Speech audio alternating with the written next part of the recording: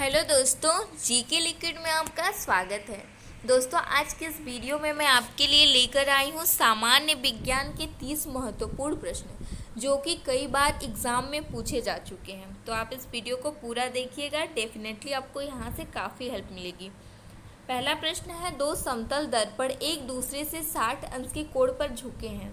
दो समतल दर्पण हैं और एक दूसरे से 60 अंश के कोण पर झुके हैं। इनके बीच रखी एक गेंद के बने प्रतिबिंबों की संख्या कितनी होगी?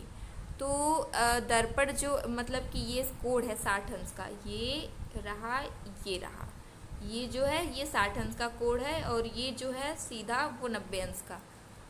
एग्जैक्ट तो नहीं बना है बट आपको समझाने के लिए सही है। तो इसका जो उत्तर होगा मतलब गेंदों के बने प्रतिबिंबों की संख्या 5 होगी। अगला प्रश्न है, पानी के अंदर हवा का एक बुलबुला किस तरह बर्ताव करता है? पानी के अंदर हवा का एक बुलबुला किस तरह बर्ताव करता है? तो वह अवतल लेंस की तरह बर्ताव करता है। जब लेंस को ऐसे द्रव्य में डुबाया जाता है जिसका अपवर्तनांक लेंस के अपवर्तनांक से अधिक होता है, इसी प्रकार पानी के अंदर हवा का बुलबुला उत्तल लेंस के समान दिखाई देता है लेकिन व्यवहार अवतल लेंस के समान करता है। यह जो दिखाई देता है अवतल लेंस के समान उत्तल लेंस के समान, लेकिन व्यवहार अवतल लेंस के समान करता है। अगला प्रश्न है, इकाइयों की समस्त व्यवस्थाओं में किस इकाई की मात्रा समान होती है? इकाइयों की समस्त व्यवस्थाओं में किस इकाई की मात्रा समान होती है? तो उसमें होती है विशिष्ट गुरुत्व की मात्रा जो है वो समान होती है। नेक्स्ट क्वेश्चन है, वनस्पति विज्ञान के जनक कौन है या वनस्पति विज्ञान के संस्थापक कौन है? तो वो है थियोफ्रेट्स। वनस्पति विज्ञान के जनक हैं थियोफ्रेट्स। और यहाँ से एक दो पॉइंट और है जो कि बहुत इंपॉर्टेंट है, वो है कि जंतु विज्ञान के जनक कौन है? जंतु विज्ञान के जनक है अरस्तु। भौतिक विज्ञान के जनक है अल्बर्ट आइंस्टीन। और रसायन विज्ञान के जनक है एंटोनी लेवोजियर। एंटोनी लेवोजियर जो है रसायन विज्ञान के हैं, अल्बर्ट आइंस्टीन भौतिक विज्ञान के हैं, अरस्तु जंतु विज्ञान के हैं और थियोफ्रेट्स जो है वनस्पति विज्ञान के हैं। नेक्स्ट क्वेश्चन है, कारों, ट्रकों और बसों में ड्राइवर की सीट के बगल में कौन सा दर्पण लगा होता है? आपने देखा होगा, कई बार आपने बाइक में भी देखा होगा, जो सामने शीशा लगा रहता है ऐसे साइड में, या फिर बस में आप बैठे होंगे या फिर कार में, तो साइड में जो शीशा लगा होता है वही होता है उत्तल दर्पण। वो उत्तल दर्पण होता है। उत्तल दर्पण का एक और नाम है, तो अगर आप लोगों को पता है तो कमेंट बॉक्स में टाइप करके बता सकते हैं, वैसे मैं बता रही हूँ। उत्तल दर्पण का एक और नाम है जो है अपसारी दर्पण, क्योंकि यह आने वाली किरणों को फैला देता है जिससे परावर्तन सतह का मध्य भाग जो है वो बाहर की ओर उभर जाता है। अगला प्रश्न है, यदि कोई मनुष्य समतल दर्पण की ओर 4 मीटर प्रति सेकंड की चाल से आ रहा है तो दर्पण में मनुष्य का प्रतिबिंब किस चाल से आता हुआ प्रतीत होगा? यदि कोई व्यक्ति है, वह समतल दर्पण ऐसे सामने एक समतल दर्पण रखा है, उसमें 4 किलोमीटर प्रति सेकंड की चाल से वो चला आ रहा है, उसकी रफ्तार से वो चला आ रहा है, तो दर्पण में जो मनुष्य का प्रतिबिंब बनेगा वो किस चाल से आता हुआ प्रतीत होगा? तो उसकी दुगनी रफ्तार से आता हुआ प्रतीत होगा, यानी कि 8 मीटर प्रति सेकंड की रफ्तार यानी चाल से। अगला प्रश्न है, ऐसे तत्व जिनमें धातु और अधातु दोनों के गुण पाए जाते हैं उन्हें क्या कहते हैं? ऐसे तत्व जिनमें धातु और अधातु दोनों के गुण पाए जाते हैं उन्हें उपधातु कहते हैं। उपधातु किसे कहते हैं? तो ऐसे तत्व जिनमें धातु और अधातु दोनों के गुण पाए जाते हैं उन्हें उपधातु कहते हैं। अगला प्रश्न है, निम्नलिखित में से किसमें ध्वनि की चाल सबसे अधिक होती है? ध्वनि की चाल किसमें सबसे अधिक होती है? तो ध्वनि की चाल जो है इस्पात में सबसे अधिक होती है। तो इस्पात क्या है? काफ़ी लोगों को ये कन्फ्यूज़न होगा, बहुत लोग जानते होंगे, बहुत लोग नहीं भी जानते होंगे कि इस्पात क्या होता है। तो लोहा, कार्बन तथा कुछ अन्य तत्वों का जो मिश्रण होता है, जो मतलब मिश्र धातु होता है, उसी को इस्पात कहते हैं। तो ध्वनि की जो चाल है वो पदार्थ के घनत्व पर निर्भर करती है। ठोस पदार्थ का घनत्व जो है वो गैस और द्रव्य से ज़्यादा होता है। मतलब ये जो ध्वनि की चाल होती है वो पदार्थ के जो है घनत्व पर निर्भर करती है। तो जो ठोस पदार्थ का घनत्व होता है वो द्रव और गैस की अपेक्षा में ज़्यादा होता है, इसलिए ध्वनि की चाल भी ठोस में सबसे ज़्यादा होती है और इस्पात भी ठोस होता है।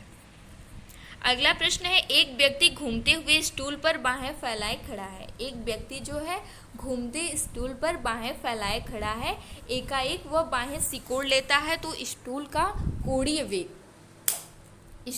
कोणीय वेग बढ़ जाएगा। अगला प्रश्न है, चंद्रमा पर बम विस्फोट होता है, इसकी आवाज़ पृथ्वी पर सुनाई देगी या नहीं? तो इसकी आवाज़ पृथ्वी पर सुनाई नहीं देगी। अगला प्रश्न है, सबसे बड़ी आंखें किस स्तनधारी प्राणी की होती हैं? सबसे बड़ी जो आंखें हैं वो किस स्तनधारी प्राणी की होती है? तो वो हिरण की होती है। आपने कई बार सुना होगा ना कि हिरण जैसी आंखें, मतलब किसी गाने वाने में होगा।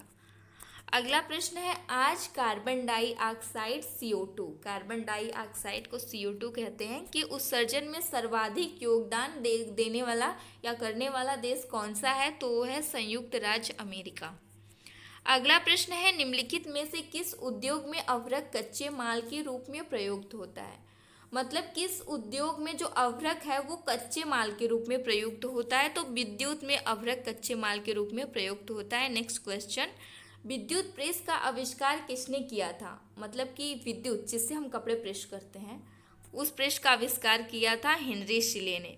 सब लोग कपड़े प्रेस करते होंगे, प्रेस करके ही पहनते होंगे, तो ये भी पता होना चाहिए कि प्रेस का आविष्कार किसने किया था। अगला प्रश्न है, प्रेशर कुकर में खाना जल्दी पक जाता है क्योंकि? प्रेशर कुकर में खाना जल्दी क्यों पक जाता है?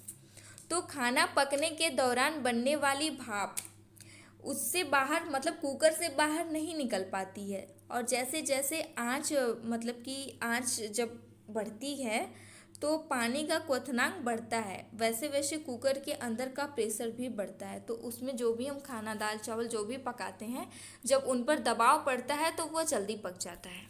तो प्रेशर कुकर के अंदर दबाव अधिक होता है भाप की वजह से, इसलिए खाना जल्दी पक जाता है। प्रेशर कुकर में कौन सी गैस मौजूद होती है? ये एक मोस्ट इम्पॉर्टेंट क्वेश्चन है कि प्रेशर कुकर में कौन सी गैस मौजूद होती है? तो इसमें CO2 यानी कि कार्बन डाइऑक्साइड गैस जो होती है। अब एक क्वेश्चन और है, रोटी को फुलाने में कौन सी गैस हेल्प करती है? रोटी जब रोटी बनता है तवे पे, वो फूलता है, तो कौन सी गैस होती है जो उसको फुलाने में हेल्प करती है? तो वो भी है CO2 यानी कि कार्बन डाइऑक्साइड। रेफ्रिजरेटर में कौन सी गैस पाई जाती है? रेफ्रिजरेटर में कौन सी गैस पाई जाती है? तो उसमें अमोनिया गैस पाई जाती है। कोयले में कौन सी गैस पाई जाती है? कोयले से कौन सी गैस निकलती है? तो कोयले से CO यानी कि कार्बन मोनोऑक्साइड गैस निकलती है, जो कि काफ़ी खतरनाक और विषैली गैस होती है। दोस्तों, अगर आप लोगों को क्वेश्चन पसंद आता है तो प्लीज़ वीडियो को लाइक ज़रूर किया करिए और इसे ज़्यादा से ज़्यादा शेयर किया करिए। कहाँ गया क्वेश्चन? ये रहा। नेक्स्ट क्वेश्चन है, दाब बढ़ाने पर जल का क्वथनांक बढ़ता है। अगला प्रश्न है, प्रतिक्रिया के बराबर व विपरीत दिशा में एक प्रतिक्रिया होती है, यह न्यूटन का, आंसर तो पहले ही दिख गया, तीसरा नियम है।